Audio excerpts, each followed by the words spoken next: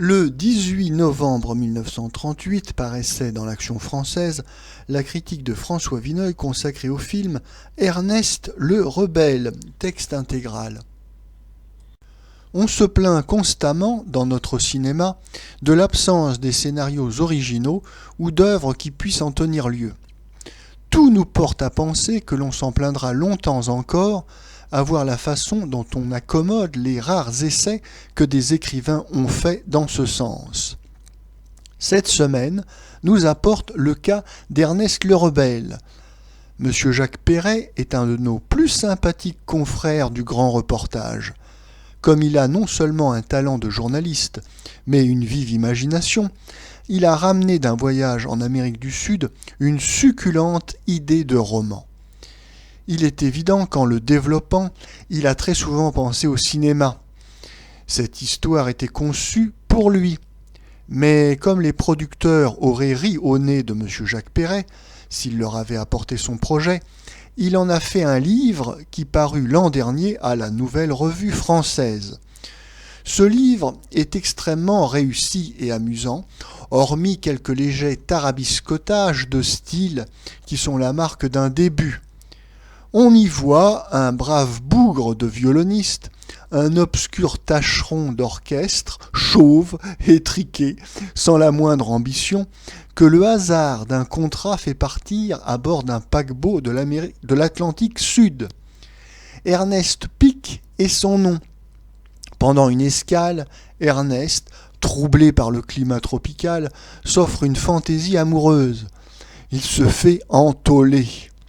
On lui vole son portefeuille, son passeport, sa montre, et le bateau est parti. Brutalement rejeté parmi les vagabonds dans un pays inconnu et dangereux, Ernest sombre d'abord dans un affreux désespoir. Mais une espèce de vieux forban le prend sous sa protection. Pris malgré lui dans d'extravagantes conjurations, s'étant risqué à quelques coups de poing qui lui ont valu un prestige immédiat, le petit bourgeois change de peau. Au milieu d'une bande de macaques, de métis, de voyous et de fantoches, il retrouve dans ses veines le sang du français hardi et belliqueux, endormi par la vie mécanique des grandes cités. Alors qu'il n'a jamais mis son derrière sur une selle, il enfourche de terribles chevaux des pampas. Il devient Don Ernesto Pico de Oro, chef d'une bande redoutable, traitant de pair à égal avec les gouvernements, attaquant des trains à main armée, levant des rançons, triomphant dans la guérilla. C'est notre ami Brasillac qui, tout en disant l'entrain, le pittoresque et l'humour de ce récit, a signalé le premier la belle matière qu'il fournissait au cinéma. Tout y est. Le découpage, la cadence, les personnages et jusqu'aux détails les plus précis du décor. Cela était si aveuglant que ces messieurs du cinéma finirent par l'apprendre. Ils décidèrent qu'Ernest le Rebelle connaîtrait la gloire de l'écran. J'ai souvent dit que l'adaptateur d'une œuvre littéraire doit avoir des droits très étendus parce qu'il représente un moyen d'expression autonome, du moins en principe, le cinéma. Pour Ernest le Rebelle, par hasard, il y avait rigoureusement qu'à tourner l'aventure sans y changer une ligne, en se contentant de la réduire à la durée d'un spectacle. Elle avait été d'abord pensée en cinéma par l'écrivain. On répète que presque jamais un scénario aussi somptueux et imprévu n'était tombé tout cuit, tout prêt, sur la table d'un producteur. Mais M. Jacques Perret n'est pas du cinéma. Il suffit de le voir une fois, la pipe à la bouche, en vieux veston gris, roulant sur son vélo pour en être persuadé. Il écrit des livres avant tout pour son plaisir. Vous n'auriez pas voulu qu'un aussi mince personnage eût ses entrées dans le 7e art. Les auteurs cinématographiques d'Ernest le Rebelle, après s'être emparés de son bouquin, se sont mis seuls au travail. Quand un journaliste d'aujourd'hui écrit un livre, c'est en arrachant quelques heures à une lourde besogne, voire à son sommeil.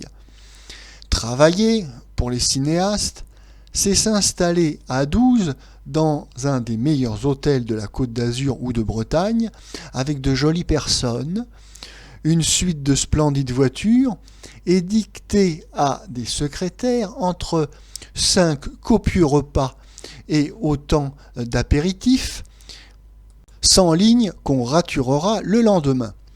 Après 3 mois de ce labeur, les auteurs cinématographiques d'Ernest le Rebelle sont rentrés enchantés d'eux et disant « Voilà, nous avons trouvé. Ernest sera joué par Fernandel. À la première image, tenez-vous bien, Fernandel a le hoquet. Et il le gardera, ce hoquet, pendant 3 quarts d'heure. » Ce petit préambule me dispense, j'imagine, d'entrer dans le détail de l'ouvrage de ces messieurs. Ces illettrés n'ont même pas été capables d'apercevoir que le charme du livre de M. Jacques Perret, c'était le pittoresque moral d'Ernest, son évolution du terne petit parisien au caballero éclatant et impétueux. Il n'en reste pas la moindre trace. Comme j'ai eu l'avantage de vous le dire, M. Fernandel, au premier maître, a le hoquet. Cet effet délicat est repris une 30aine de fois. Lorsque M. Fernandel va mieux, il dégoise une chanson. Ernestino, c'est un nom qui plaît aux femmes. M. Fernandel est par son physique désigné pour le rôle d'Ernest, à peu près comme M. Rému pour incarner Napoléon. Nous le voyons ensuite aux prises avec un certain nombre d'adversités que M. Jacques Perret n'avait pas prévues, parce qu'elles sont banales et grossières. Nous pouvions avoir, en y mettant le prix, une sorte de délicieuse parodie française de Villa Villa. On nous offre, une fois de plus, une pantalonnade de la plus laborieuse trivialité. Lorsque par hasard, 1 ou 2 fois, on veut bien s'inspirer du livre, c'est pour nous en donner une misérable caricature. Une œuvre de talent a été livrée à des sots de la plus lourde espèce. On dégagera la responsabilité des comédiens, en particulier de M. Fernandel. M. Pagnol nous montra ce que l'on en pouvait tirer. Mais M. Fernandel fait ce qu'on lui demande. C'est beaucoup moins à lui qu'à ceux qui l'emploient d'avoir quelques onces d'imagination.